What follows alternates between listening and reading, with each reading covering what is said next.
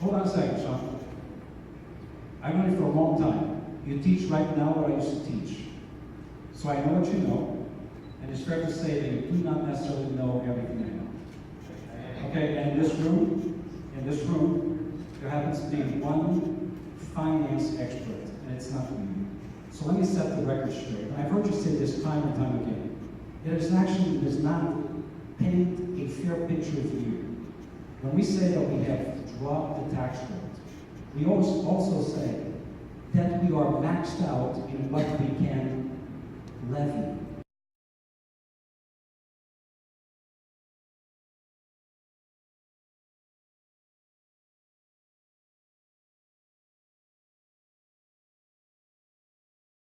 Mr. Shawn Beightol, will the reporter swear the witness in? Yes, sir. He's walking down towards me. Okay.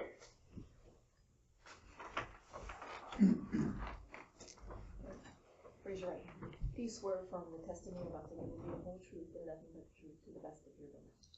Thank you. Sir, would you state and spell your name for the record? My name is Shawn Beightol, SHAWN BEIGHTOL. Okay, and now. Mr. Beightol, were you present when the district's witness, Mr. Steiger, testified that the state legislature sets how much millage the districts are allowed to levy to fund teachers' salaries, and each district currently levies the maximum? Yes. And did you hear Mr. Steiger say that each district is required to levy the exact amount specified by the legislature as the local effort, and that the districts are not allowed to levy more than that? Yes. And were those statements accurate? Not completely. Now, why not?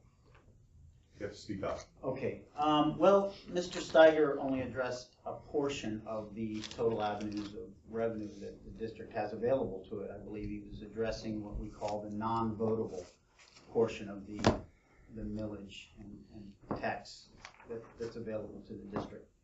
Okay. Well, he also explained that the district is levying .748 mils as discretionary local millage. Does that also go to fund teacher salaries in Miami-Dade County? Yes. Okay. Does the entire .748 go to fund teacher salaries in Miami-Dade County? Not during the period of time that we're looking at. Can you explain that? Well, in 2009, the legislature made allowance for diverting some of that discretionary. It's called the discretionary millage, operational millage. The legislature made provision to divert some of that money to the capital side of the budget. And between 2009 and 2015-16, the year that we're concerned about, 2015-16, the district has diverted money from the salary portion, the general fund portion of the budget, to capital. So if we account for the mandatory local effort and the discretionary .748 mils, is that all that's available to Miami-Dade County Public Schools to fund teacher salaries? No. Well, what else is available? Well, there is what we would call the votable additional operational millage. It appears at the bottom of the form that the county submits to the state every year. It allows for a 4-year voted, voter approved additional millage that can go into the operations. Other counties have used it. Sarasota County, for example, has used it to fund quality education. And how many mills total would be available for this? Well, the state constitution limits the school from levying more than 10 mills. So I think Mr. Steiger said we're around seven mills. So that would make available 2.5, maybe 3, depending on the year, mills. And how much is each mill worth in tax revenue at this point? For this particular year, it's about $250 million. Per mill? Per mill? Okay. And are there district documents acknowledging these points? Yes. Okay. Why don't you look at what you have in front of you, which is Charging Parties Exhibits 101 through 106. Yes. Those are labeled Agenda Item E14, I believe through the years 2011 2016. Right. Did you pull those out?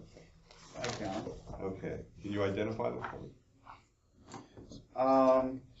101 through 105 are the successive years from 2011 to 2015-16 that their school board minutes, basically, the adoption of millage levy resolution. This is, I guess, what they have to post for the public and submit to the state to signify what their final voted, budget is or revenue sources are from their taxes. Okay. Where did you print those out? Yes, I did. Where did you obtain them? I got them off the school board website under the archived school board minutes. Okay.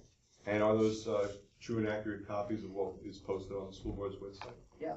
Okay. I move for admission of 101 to 106. I guess we'll label them Charging Parties 38.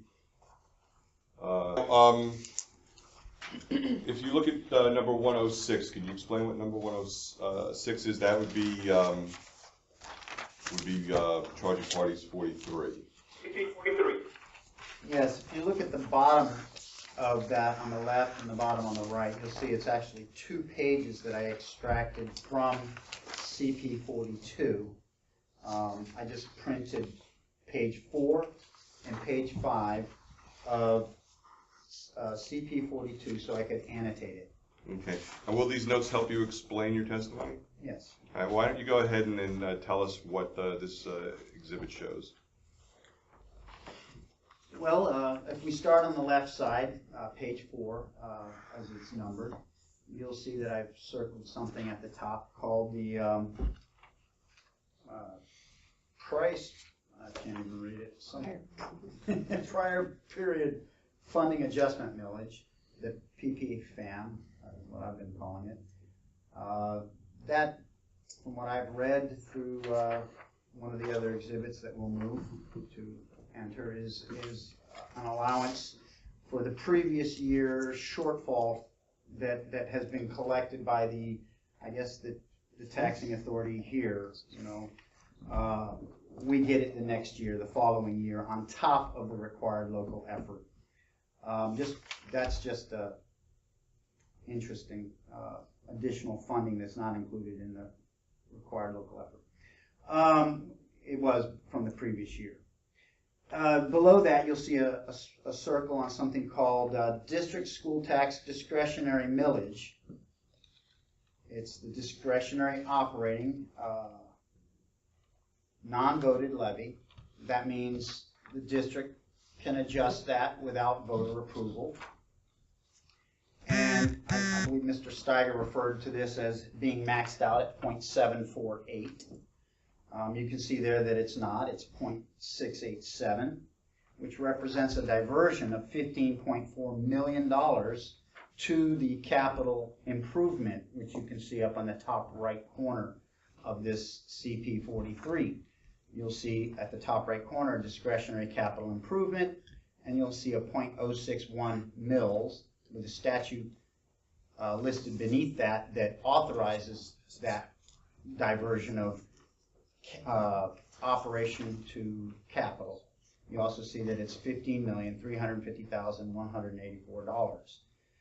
So it's not really fair to say that we've maxed out the 0.748 when that 0.748 is discretional operating money. We've reduced that and we've increased a millage to discretionary capital. which is a completely different category. It's not something available for funding salaries.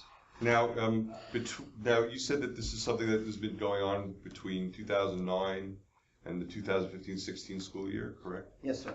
And in that time, how much money was diverted from money available for teacher salaries to capital? How much money in total are we talking about that's been diverted? $127 million. Okay. Now, is that money that could have instead funded teacher pay? Teacher pay comes from the general fund, which is the operating side of the So is the answer budget. yes? So the answer is yes. Okay. Now, while this diversion of portion of the .748 mil was taking place, did the district have other avenues for funding capital costs that they could have used instead? Yes. What were those? Well, if you look at the bottom portion of CP 43, at the very bottom, there's another circle around 2 blank lines, the lower of which is labeled additional capital improvement. That represents a two-year voter-approved millage that, from what I've read in the CP 107, which I guess would be CP 44 eventually, that is not subject to the 10 mil. Whether or not that, the 10 mil constitutional cap on millage, whether it is or not, it is an avenue that has not been accessed in this period of time that we're concerned about. Our district has not turned to the voters in this area to meet the capital improvement needs. Rather, they've turned to the teacher salaries and have siphoned off our money. So in a sense, rather than spread the cost of capital improvement over the entire county, they've chosen to spread it over the backs of the teachers. Now, in addition to this additional capital improvement, are there other avenues that the school board could have used to fund capital expenditures rather than dipping into the .748 discretionary millage? Objection, speculative. I can read. Once again, does this relate to the documents that you have previously moved into evidence? Yes, it does. And the testimony that he's going to provide is exists in these documents? Yes, it does. I'll permit it. What other avenues did they have to meet capital needs instead of the .748 millage? Well, there are 2 surtaxes described in the same document that the district itself, the school board itself, can put to the voters a 0.5% surtax that could generate hundreds of millions of dollars according to the district's own projections for capital needs. If they don't want to be the bad guy and they want to hide behind the county, for example, there's a second surtax that they can access that's 0.5% to 1% surtax. All they got to do is go to the county and say, "Hey, we need more capital money. Can you put this on the next? Referendum, the next ballot?"